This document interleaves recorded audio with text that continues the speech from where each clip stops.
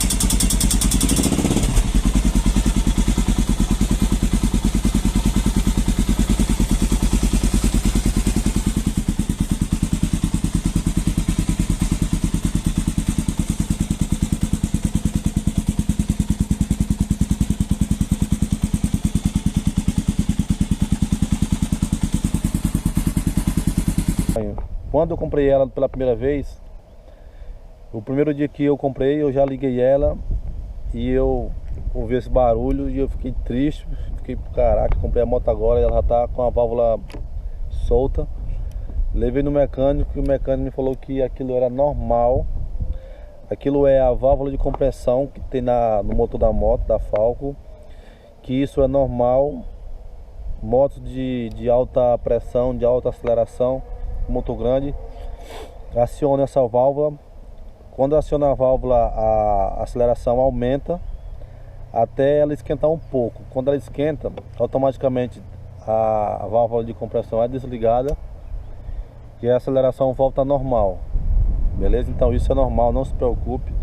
Quem tem e quem não sabia, e quem tem curiosidade, quando você comprar e quando você tiver com a Falco, quando você for ligar, vai aparecer esse barulho, mas é normal, beleza? Então essa informação eu adquiri com o mecânico. Tanto a Falco como algumas outras motos de alta pressão tem esse barulho.